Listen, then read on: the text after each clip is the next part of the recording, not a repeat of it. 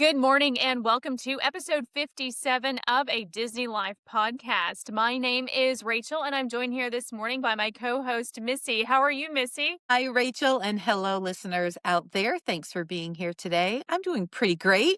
Beginning of summertime here, enjoying it, and, living the dream, talking Disney. Yeah, absolutely. So if you're new to joining us, welcome. And if you've been a long-time listener, we appreciate you so very much. So today's episode on a Disney Life podcast was inspired by a listener question that we received, which was, which Magic Kingdom quick service location would we choose for dining? So we decided to answer this question, let's just walk through the quick service dining locations at Walt Disney World, give you a special dining episode, and go through some of the ins and outs of each of these locations. Now, when we are talking today in today's episode, we are looking at the restaurants that are designated as quick service restaurants by Walt Disney World. So when you're asking, well, what about Friar's Nook or a lunching pad? Those are quick service kiosks. So we are only sticking with the quick service restaurants that offer seating, more seating for its guests than what you would find at the lunching pad. So that's what today's episode is going to be. Thank you so much for tuning in, and we can't wait to talk to you at a Disney Life podcast.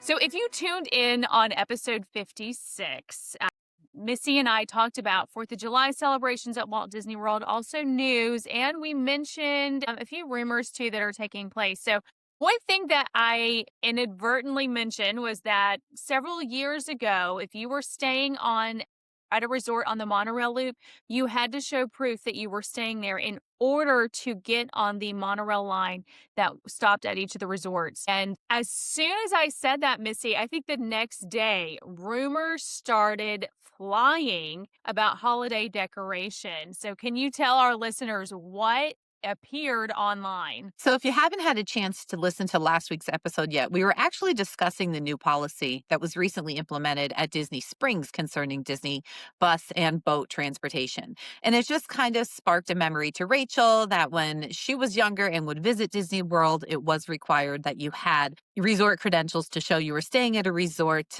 to use Disney's monorail. Which to me sounded absurd, and we kind of laughed it off and didn't think much of it. And I really think it was immediately after we recorded that day. I don't even think it was the next day. It was later that afternoon when I started Yeah. seeing rumors online and people speculating of what may be to come, because apparently the wording changed a bit in Disney's press release with the coming holidays. Now, I did do a little bit digging, and I don't want to get too hyped up about this yet because I did look back to last year's announcement for 2025, and it's actually worded exactly the same last year. So one could speculate, were they preparing ahead of time because they knew this was coming? Are they just covering all their bases? But the way it reads, under the holiday decor section of their release for holiday information, it says for guests staying at the resorts or for those with valid dining reservations, the Disney Resorts collection offers a wide array of bright and merry holiday decor. So to some, that gives the impression that not everybody is welcome to enjoy that holiday decor. It's possibly going to be exclusive for guests who are staying at a Walt Disney World Hotel Collection resort, or to guests who are going there specifically for a dining reservation.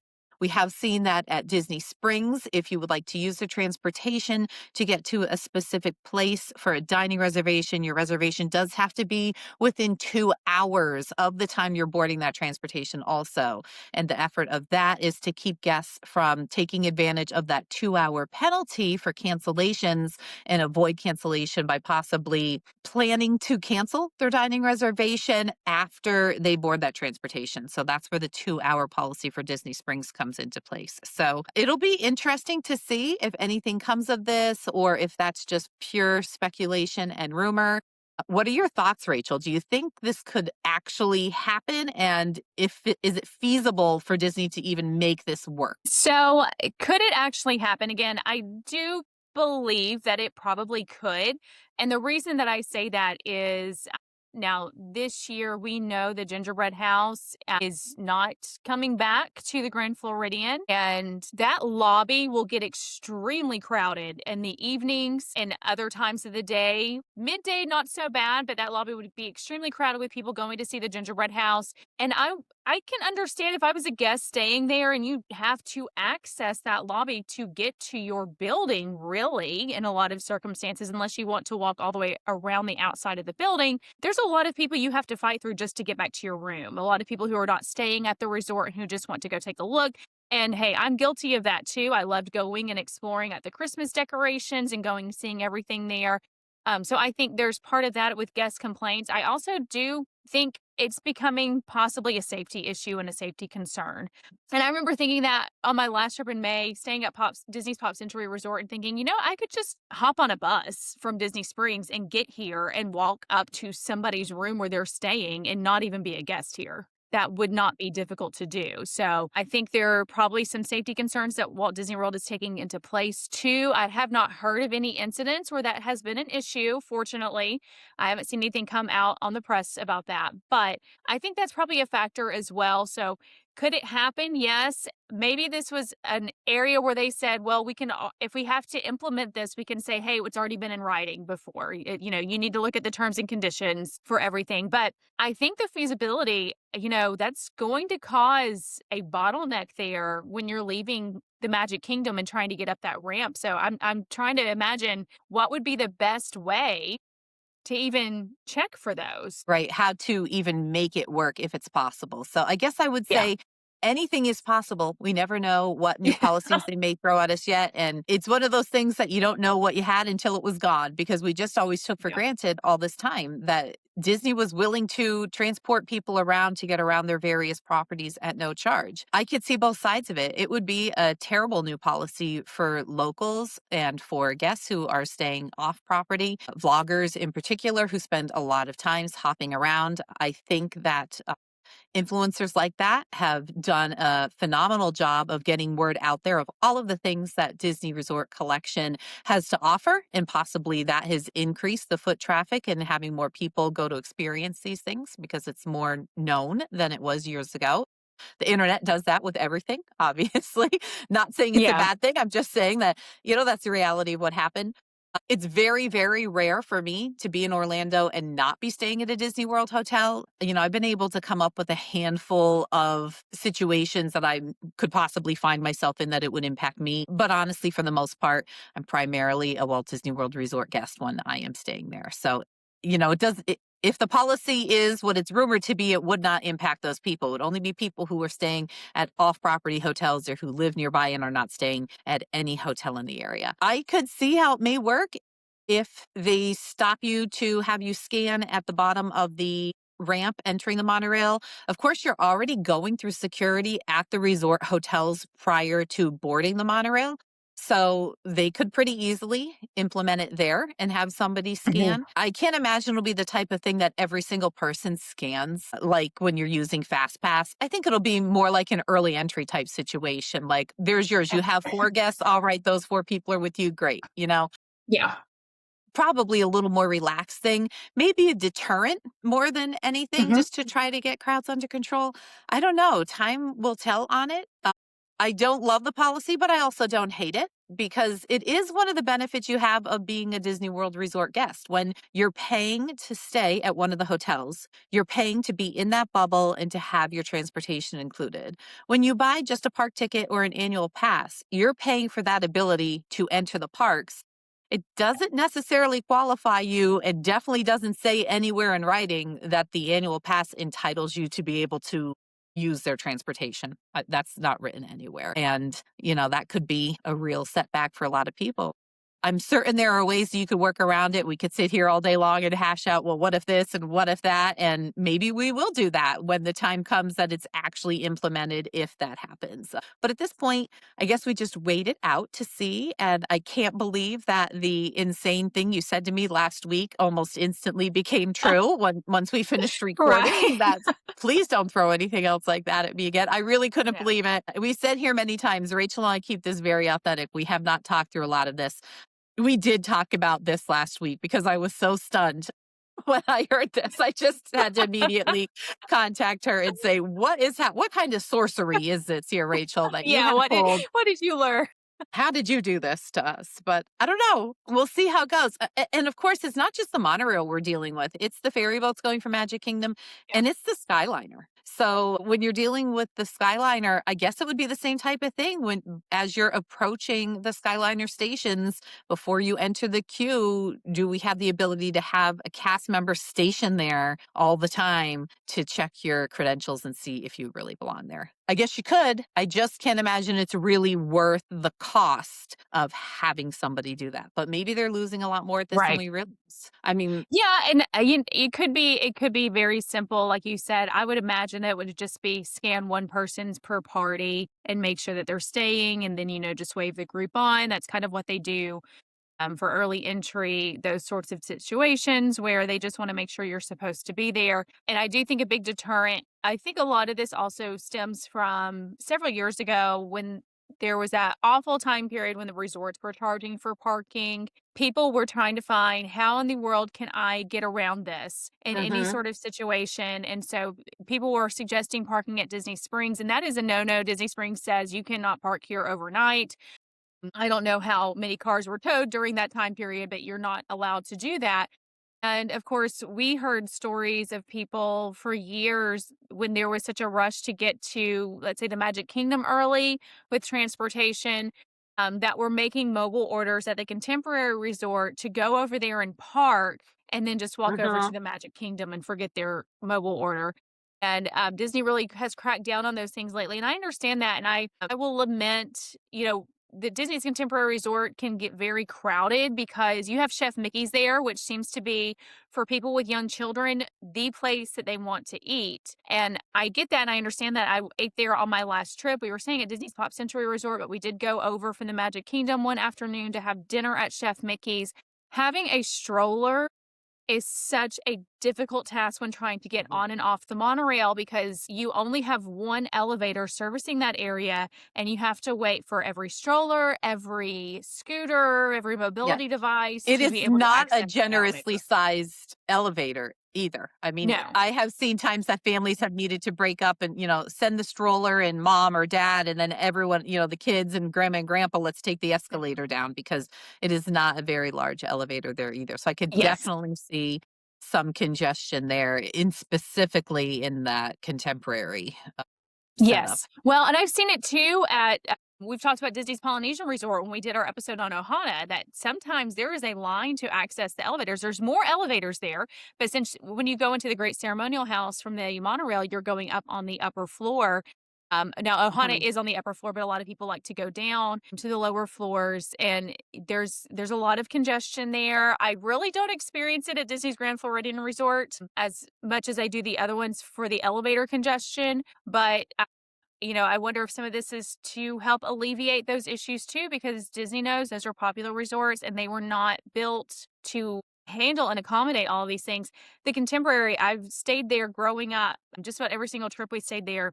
And the use of mobility devices, the use of strollers for children, people using strollers as their children get older, that has increased over the years. So there is Mhm. definitely a logistic situation going on too. I'm thinking it through as you're describing your experience in each of these lobbies. I'm just kind of picturing these lobbies in my mind. Many of our reader or listeners may be doing this as well if you've been to these resorts before.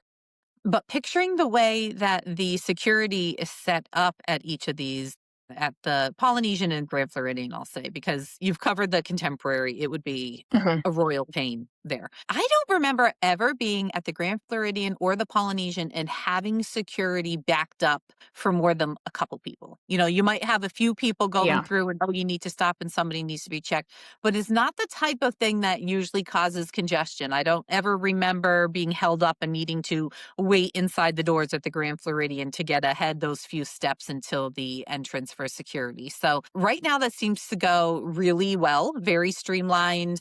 And of course, when you constantly have, every few minutes another monorail coming, that helps a lot to clear people out of there so the area is not congested. I think it's pretty feasible for it to happen at either of those places. So maybe we'll see it. Maybe we won't. Yeah. Yeah. Yeah, we'll see. And there is security as you're walking on the walking paths to the Contemporary and to the Grand Floridian. So I think that would be easy to station an extra security guard there. And you have two people, you have one person designated for people coming in, one person designated for people going out, and you have a kind of somebody there to float depending on where the traffic is mainly at that time of the day. And not a lot of people use those walking paths, so I think that's also feasible too, just to have an extra person Mhm. stationed at those locations. I feel like you have so few people actually making that walk that if you're willing to make the Yeah. walk, just let you go. Like if you've come from the Holiday Inn and you really want to Just see let the me go. Grand that bad or the Poly that bad to walk from the Magic Kingdom, you can have at it. That's Yeah. not really going to make a huge impact, I think. But that's a good point. Yeah, the walking paths would need to be considered also. And then, I don't know, if the goal is just to help with transportation situations, then why close the walking path? Where do you stop it at? That would just be nuts. Stopping it what, at the beach club? You can't get to the beach club? Can you not leave Hollywood Studios, Yeah, that's get to the true boardwalk? because I mean, it would be such a yeah, domino effect there. So I guess that if would we be ever got to that point, we'd see what are they really targeting here? Are they just trying to yeah. have less need for transportation, or are they actually trying to control how many people are going to these resorts? Because obviously we can come up with workarounds for a lot of things. A lot of people who have experienced and are familiar enough with the parks and resorts could come up with some ways to work around things. We just need to hope they don't throw it out there on the internet for everybody, so that it becomes abused, which is what I think it comes down to a lot here. So I I think don't so know. too, yeah. I would agree. I would And I agree. haven't. So Go ahead, Rachel. oh, I was gonna say, I mean, I guess we'll see. We're kind of still far away from Christmas decorations, so Disney hasn't done anything in the last week to clarify their position. Not that I've seen. Who knows? They could do it within the next hour. Well, Could be who kn happening right now. yeah. One more point that I wanted to make on the whole thing. I didn't note it because I just knew it in my head that it was what I was thinking, and now I have no idea what it was. I got sidetracked thinking of other things. So I guess that'll teach me, but I will throw that out there if I think of it later on in this recording, because there was one more point I wanted to make about that whole situation. But anyway, we'll see. We'll see. Well, we'll see. All right, so let's get into today's episode, and we are going to be discussing the quick service restaurants at Magic Kingdom. So, I guess first and foremost, as soon as you get into the park and you take that turn and you're walking right down the middle of Main Street, USA, at the corner there, you will find Casey's Corner. This is a baseball themed quick service location after the KC at modeled after the KC at the Bat. Was that a Silly Symphony? I can't remember. I know that was a Disney cartoon from a long time ago, but I can't remember if it I was considered a Silly Symphony. I honestly have absolutely no idea, and this is a restaurant that I try to completely avoid because it's stinky. I don't want anything to do with it. I know it has a huge fan base. I will sometimes mobile order from there for the rest of the family. I just try to avoid it myself. I have walked through there, and that was enough for me because sauerkraut is not my friend. Oh yeah, I don't like the smell of it. It's a good place for me to grab a Diet Coke, to grab a fountain Diet Coke, do a mobile order as I'm going down Main Street and grab a Diet Coke. But I'm typically not on Main Street around lunch or dinner meal time. So it's the Hmm. same thing there where I have eaten there once that I can recall at all. And that was, let me think how many years ago that was. That was probably 5 years. No, that was 5 years ago at this point. And we were there. Missy, you were there. Oh, It was it was that Mickey's terrible Very night? Merry. Was it the Yes. terribly crowded night? Yep. Yes. I know So it was during this, a Christmas party in November. It was yes. a November Mickey's Very Merry Christmas Party night, and we had been, I think, maybe at Wilderness Lodge. We were somewhere for dinner or something first, or Yes. maybe the Contemporary. Nope, we were at an event at the Contemporary is where we were. Yeah. Yes. And we went over there. So it was not the very Merry Christmas party, but it was it was like when they did the after hours Christmas parties, that transition time from COVID to when they brought the traditional holiday parties back. They had like a Christmas after hours event. So it wasn't one of those things where they were shuffling out park guests at 6 p.m. The park did not close because they had fireworks that night. That's what made it so awful. All right, you lost me. I don't remember them doing that, and I swear it was Mickey's Yeah. Very Merry Christmas Party we were there for. So But what it I was a maybe we're Christmas talking themed about after hours. maybe we're thinking of a different thing, but what I'm remembering is, I wasn't with you, but I was with somebody else in our group who ordered from Casey's to get a drink, and they would not let me cross Main Street to go with her to get something because I had not placed a mobile order. You were only allowed to cross over Main Street at that time of night if you had a mobile order. So I ended up veering right with someone else, and we went to Cosmic Rays and got something to eat there and avoid the congestion because it was really, really crowded. Yeah, it was the same one, and it was a Christmas party. It was an after hours Christmas party, but they had the traditional fireworks that night. So we met towards the fire station on Main Street. We had a big group meet up there, and we were distributing things that we got our bands or whatever we needed to prove that we were part of the party. And it was just a big Mhm. mistake. It was a big mistake of a meeting point because then we had to figure out how to get down Main Street when everybody is lined up for fireworks.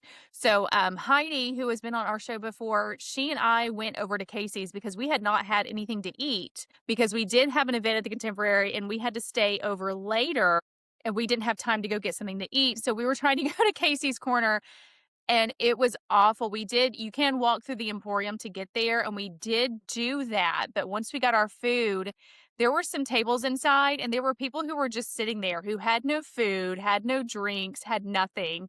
And we just wanted to eat and go. And it was horrible. That is my experience with Casey's Corner. So definitely, and the food So was we are really fine. talking this place up, basically. If you would, Yeah.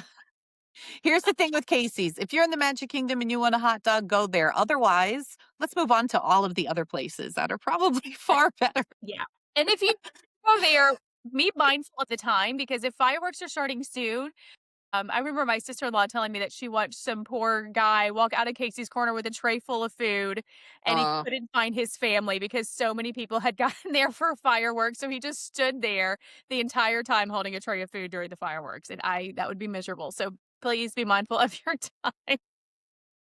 I think it could even possibly be questionable whether or not this should be included as one of our quick service places on this list. Now, I know there are people out there who may be screaming at me right now because I love Casey's and it is a standard classic Magic Kingdom quick service location. But there's probably more seating over at Friar's Nook than there is here at Casey's. If you're dealing with Yes, indoor, Casey's is very limited like seating. yeah.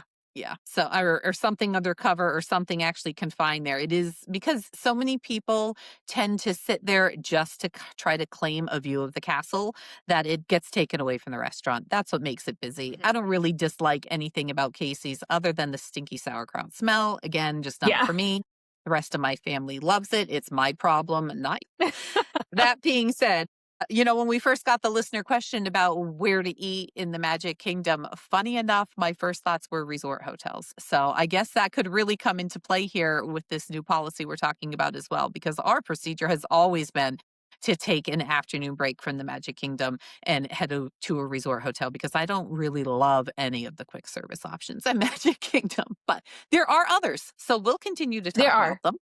Yeah, so let's hang a right from Main Street and head over and go see Sunny Eclipse at Cosmic Rays. And Okay. so this is located in Tomorrowland. You can access it from a few different points because it kind of rounds a corner, I guess you would say. But this is Cosmic Rays Starlight Cafe over in Tomorrowland, where you can see performances of Sunny Eclipse all day long. He is there for Mhm. you, or you can choose not to see performances of Sunny Eclipse and go sit somewhere else. So, Pick another side. It's a big place, so you may not even know Sunny yeah, Eclipse is there, depending on where you're seated. And yes, Sunny Eclipse is a giant animatronic. If you have not seen him before, he is out of this world and pretty entertaining. So, if you have little kiddos, you want them slightly entertained while you sit and try to have a somewhat quiet meal in a very crowded cafeteria-like atmosphere, then this is the place for you. this is a place that I always, if we're going to eat here, I always do mobile order because the lines get so long. Now, I miss how this restaurant used to be. There used to be a station for like chicken options, a station for Yes. burgers, and then they had like a help yourself burger topping bar, which has transformed over the years. COVID really did a number on the way that a lot of these locations were set up. And Mhm. so Now, if you want condiment topping, well, you can get ketchup and mustard and mayonnaise over at the bar, but if you want tomato or lettuce, you do have to get that from the counter itself. They will give you a little to-go tray that has all of that in there, but this is where if you want a cheeseburger or a chicken sandwich or chicken strips, Cosmic Ray Starlight Cafe is your place to go. So, funny story about Cosmic Rays. While my description of it being a busy cafeteria setting may not sound appealing, ages ago, back in 2002, when my husband and I honeymooned at Disney World, we were so clueless. I mean, we had no idea. I don't know if I've ever told the story here before. It would be like its own podcast in itself. But at the time, I worked with the travel agency that didn't really know Disney that well. And they advised me that I didn't really need to do much planning ahead of time. And we went there the week between Christmas and New Year's with no dining reservations and no Oh, wow. plans. I mean, I could remember rolling up to the front desk of the Polynesian and them saying, "Is there anything we can help you with?" after we checked in. And I was like, "Yeah, we want to eat in the castle." And they seriously laughed at me. And I was like, "Okay, I guess we were supposed to reserve that ahead of time." But anyway, since we were clueless and didn't know what we were doing, one thing that we did remember from a trip with my aunt and uncle and their family a year and a half prior was Cosmic Rays. So we would get on the monorail at the Magic Kingdom or at the Polynesian to go to the Magic Kingdom after an afternoon swim just so we can go eat at our favorite place, which was Cosmic Rays. At the That's time, they had what we thought was such a steal. Now, we didn't have a lot of money. We were newly married. Our honeymoon was something we had saved for years for, and we didn't really have a ton of money to spend on the honeymoon. So we would share the rotisserie chicken meal that they had with mashed potatoes and carrots. And it was like my favorite Disney meal. And I guess because of the memories of it, it would still be up there in my top favorite Disney meals. I appreciated that it was something that we could get that wasn't a burger or something fried, that rotisserie chicken and having some carrots with it instead of French fries and the mashed potatoes was a great option for us. So and we would share that. So that was kind of our special honeymoon meal. I don't even know how many times we had it that week, but it was quite a few. That's so funny. I have mentioned in the past that this is my son's favorite quick service location at the Magic Kingdom, and it was not because of Sunny Eclipse. It's typically hard to find a table in that area with Sunny Eclipse, but because we can sit and have views of the castle while we eat a burger Mhm. and chicken strips. So you do get excellent views of the castle there. Another nice thing, there is a lot of seating. It does get crowded in there, but there's a lot of seating, but there's It's also big. outdoor It is a seating. big It place. it is big, yes. But it also has a lot of outdoor seating that's also covered. Now, you would not catch me out there in July right now. It's going to be hot, but it is at least shaded throughout the day. So if you do need to go outside, you can and have plenty of seating there. But yeah, it's a very large place. I think the bathrooms need a makeover desperately, but it's a decent spot if all you want is just a burger and chicken strips to go to and Yeah. views of the Def castle. Definitely not nearly as big of a menu as they used to have. They have a few types of burgers, a fried chicken sandwich, a grilled chicken sandwich, a classic ranch salad. You could do a salad with chicken strips, a salad with grilled chicken. I mean, they make three different entrees basically out of one option that you have three Yeah. choices with. It looks like there's three things, but it's three different kinds of burgers. And then, of course, they have the regular chicken tenders, and then they have some buffalo ranch ones also. So decent enough options. But like you said, it used to be nice when they had the different bays with the different types of food at each. That is no more, but still a pretty solid option if you're in the park and people need food and a seat. So yeah, Yes. I'll give Well, it that. yeah, and this also is one that typically has like during fall time or Christmas time, they usually have some specialty items that are located inside Cosmic Ray Starlight Cafe that you can order. So maybe a Mhm. special sipper that you can get a drink with, Or or sometimes they would, desserts, right? Don't they have some yeah. specialty desserts in there sometimes? Yeah. Yeah, yes, so especially dessert. They've had in the past burgers with like a Santa Mickey imprint on them. So I've gotten those before and those might be have like, something special on the burger itself. So this restaurant typically does have some special menu offerings at the holiday season. Okay, well, let's continue on. Let's head over to Fantasyland and to a restaurant that admittedly I forget about all the time. And that is Pinocchio's Village House. Uh, I don't really want to make this sound negative because we love Disney World and certainly we love the Magic Kingdom, but I haven't been there in a while either. I mean, I've been there in recent years, but it's just not somewhere that I frequent. So I would say the exciting thing about this location is the location of it. If you are fortunate enough to get yourself a seat in the area with the windows looking down over It's a Small World, you can be one of the people that is part of the ride experience of many guests as you sit and wave down at the guests below as they start their sailing around the world down there. So to me, that's the most exciting part of this location. But they do have some food also. So I Yeah. guess it's like, I guess I'd call this like an Italian type themed place. Yeah. Very appropriate for Pinocchio, but yeah. They have a chicken parm sandwich, a buffalo chicken flatbread.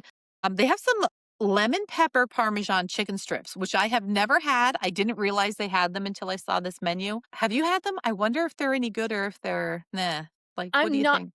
I think the flavored chicken strips are fairly new for a lot of the menus, probably within the last year or 2. I have Right. eaten here I think we used to eat here when I was a kid. I have vague memories of it, but I've eaten here maybe once in the last 6 years. Probably no, probably once in Okay. the last 7 years. So no, I had flatbread. Flatbread is always a safe choice when you're traveling with kids to say, "Hey, let's go get some, pizza." But no, I've noticed a couple of different types of chicken strips at Hollywood Studios lately too. So, Mhm. and I have had those in at least one location, but I have not had them here. But I would be willing to try it. So when you ordered the kind you did at the studios, were they actually chicken strips that were rolled in the sauce, or did they give you like a side of sauce along with just plain chicken tenders? They were rolled in the sauce. Okay. All right. Good to know. So there is hope for this. Yeah, Exciting. I will have to yeah, check that out. yeah. They Yes, also have a couple flatbread options there in Caesar salad and, of course, the plain chicken tenders. And it is worth mentioning, all of these locations do have a separate allergy menu available online. So if you have allergy concerns, that would be the place to look is through the My Disney Experience app because they're willing to work with you on whatever they possibly can at each location. Obviously, some places will yes. be better than others, though, to assist with food allergies. Yes, this one has a very extensive food allergy menu too. They take a lot into consideration. Do you know, have you seen lately? So if you have eaten there, please tell us because I do enjoy those window seats. Do they still have the signs at the window seats? Have you seen those before where people will hold them up and it'll be like, do the chicken dance or something like that to the people that are down riding the ride? Have you Ages seen ago, but those? wow, Yeah. I don't think I would be surprised if they had them anymore because I haven't seen them in a Okay. long time. And we almost always ride Small World, and there's pretty much always somebody seated in those seats if the restaurant's open. So I don't know. We'll keep an eye out. Let us know, listeners, Yeah, if you've done that those are before. always fun, and so if you're riding at Small World, please look up and give those people a wave. If you're in Pinocchio's Village House, look down and give those people a wave. It is fun and engaging.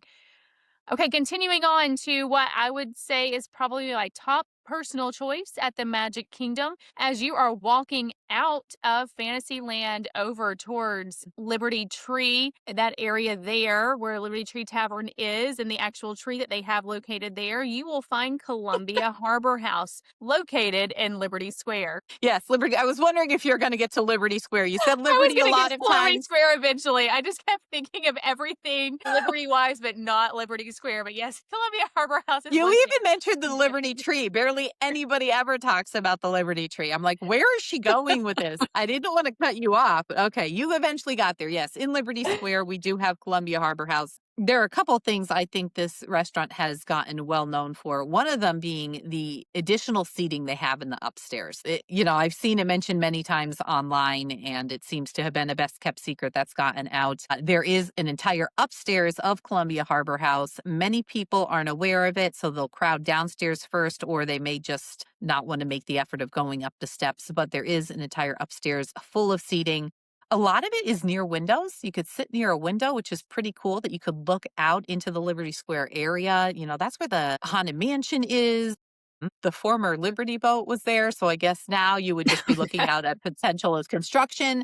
Now that I'm saying it out loud, I'm thinking maybe we should go up there and look to see what kind of construction we can see beyond those Yeah. walls. I hadn't thought of that until now, but they do have some different options for a quick service there. So we have a lobster roll there. They also have a salmon. It's a maple mustard glazed salmon. They have a shrimp skewer platter and then a trio, which is beer battered shrimp, chicken, and beer battered fish with fries and hush puppies. So these are some different kinds of food there. There is also a platter that you can get just the beer battered shrimp if you want, also a shrimp salad and a fish platter and At this location, they have maple mustard chicken strips. Again, one of those newly added in flavored strip options, and then just the regular chicken platter. That's the chicken tenders. So good. It's Yeah, different. I've gotten It's here. something It is different. besides a burger. Yeah. Yes, absolutely, and this is another situation where the menu used to be better. They used to have what I would consider better options located here. We used to eat here quite a bit on trips just because everything is enclosed. It's usually typically easy to find a seat. And also with the line, I like how they do it where you kind of zigzag through that line and then they tell you which register to go to. So it's not a gamble of Mhm. am I going to get in line behind the wrong person? But I've always liked Columbia Harbor House. This is where we ate after our Keys to the Kingdom tour. We were taken upstairs. They had an area roped off for us there. And I this was when I was a kid, I remember this. They used to have a sweet and sour sauce that was so unique because I would get chicken tenders because I didn't eat fish at the time when I was a kid, but they would have a sweet and sour sauce that was so unique. And I remember that from every single trip. Hmm. But they also have vinegar located there. So my husband loves vinegar on his fries, and they do have vinegar there. I think that's very kind of authentic for kind of the Cape Cod feel of having vinegar on your fries. My husband is from near the Annapolis area, so he grew up eating his French fries that way. But he always gets that we're at Columbia Harbor Interesting. House. Yeah, Yeah. which So, as Rachel mentioned last summer when we did the Keys to the Kingdom tour, that is where we had lunch. And I think it is customarily the location that they do serve you lunch on the Keys tour, unless there's some extenuating circumstances. They usually have seats blocked off in the upstairs for the guests of this tour. So, don't be deterred if you see a big section roped off or if one of the staircases is roped off to prevent you from going up. That just means they're saving that area. So try the other side of the restaurant. So if you can picture the restaurant, if you're familiar with it, when you walk in and the counters are ahead of you, it's off to the right, the area looking out towards where Liberty Tree Tavern is. That's the area that they usually rope off for the Keys to the Kingdom tour. So if you head the opposite way over closer to the Haunted Mansion, that side of the restaurant would be the more likely area to have open seating in the upstairs. Of course, this is just a couple times a day. I believe probably around 11 to noon. They'll have seats roped off for the guests on the tour. Other than that, it should be pretty much open. So, Yeah, we were there early. We were there we had a really early lunch, but we had the first tour going out, so right. I don't think the restaurant was officially open by the time we had lunch that It day, may so not they have can get been. them Yeah. out of there, but this is a fantastic location. As Missy said, that seating upstairs is a hidden gem. It's a great location to go have a quiet lunch or for some of you parents, you might need a quiet place to let your kids kind of go and decompress. And this is a good location. Grab some fries, get up there, and just enjoy the sights and the sounds of Liberty Square at the Magic Kingdom. Hmm. Okay, so our last restaurant, if you head out of Columbia Harbor House and you keep walking towards Frontierland, you will see Pecos Bill Tall Tale Inn and Cafe. This is another one that I would say this is probably my number two personal choice at the Magic Kingdom. If I was going to eat there, we used to get lunch here a lot because we would go see Country Bear Jamboree and it would let you out right into that kind of lobby area for it. And this is where we would just go get lunch from there. A lot of times growing up, this also has a lot of seating indoors. There is a ramp that goes upstairs, and I think that is completely closed off for VIP tour guests at this point. But that was another place that I would love to go and sit because not a lot of people would follow that ramp. They just assumed the ramp was going outdoors. But if you went up the ramp and turned left, there was a big seating room in there too that would always be not as crowded as the other locations. But a Pecos Bill Tall Tale Inn and Cafe, where you will find a lot of Tex-Mex. They have a barbecue sandwich, nacho bowls, Southwest Caesar salads, queso, chips and queso. Sometimes I'll just make a meal out of chips and queso. I enjoy that Hmm. too. Hmm.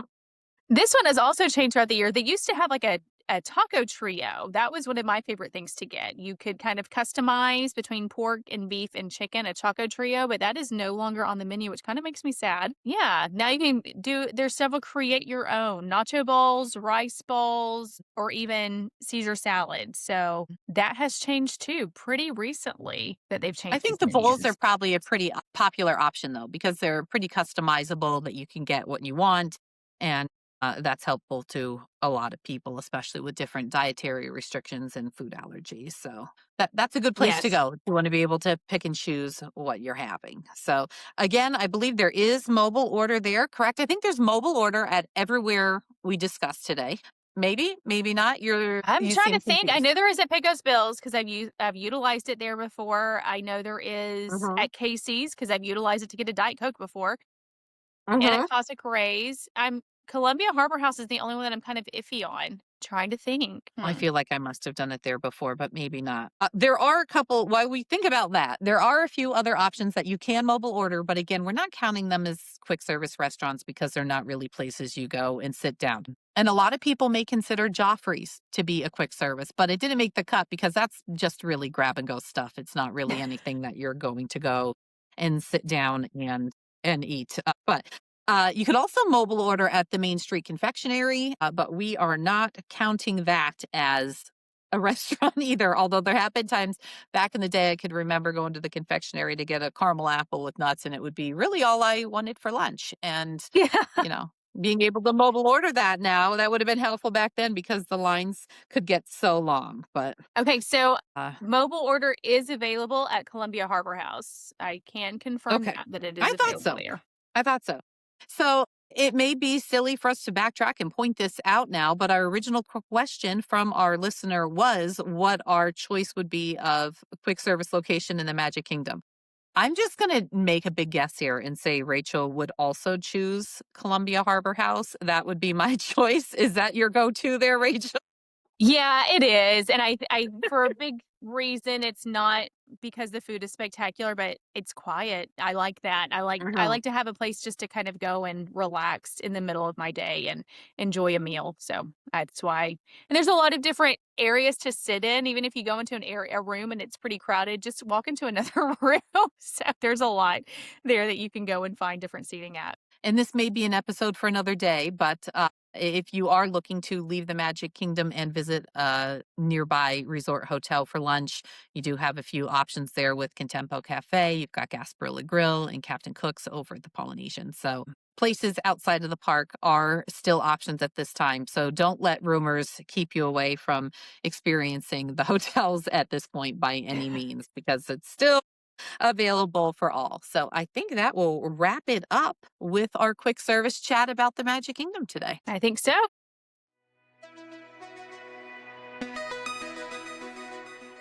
For today's tip of the week, I will give a quick service dining tip for everyone. And this is one that I utilize quite often at the Magic Kingdom. As our stomachs begin to rumble and we know lunchtime is coming up, I will check the app and go ahead and pull up the mobile order for whatever quick service dining location we have chosen for that day and choose a time that I know is far enough out that we will be off the attraction, whatever attraction we're in line for, but also close enough where we're not having to wait a long time. Go ahead and complete our order while in line. And then as we are walking towards the restaurant, hopefully be able to start my time at that point and tell them that I'm here. And by the time we get there, my food is typically ready to go. So this is a good time saving strategy if you plan on mobile ordering, which is also what I consider a time saving strategy too, Walt Disney World. But go ahead and start looking at those menus and plan out your lunch while in line. Use that time wisely and use that time well, and then get food in everybody so you don't have to deal with hangry children or adults. That's right, Rachel. Excellent plan. Get it. I don't know if hangry kids or hangry dads or hangry moms are the worst, whoever it may be. Nobody wants to be hungry while they're trying to have fun, and it could really just spoil the day. So, mobile order can be a lifesaver in the parks. Do not wait until you're ready to eat to do your mobile order. Plan ahead, like Rachel suggested. Great plan. So that's it for today. So we've talked about transportation rumors, and we'll see if anything else pops up in the next hour now that we've talked about it like it did last week. And thanks for taking a trip around the Magic Kingdom with us to discuss quick service options located for you there. And that does it all for today. So, Missy, thank you for joining me today. And now I'm hungry and need to go get some food. It's been fun. Thanks for joining us, everybody. Make it a great week.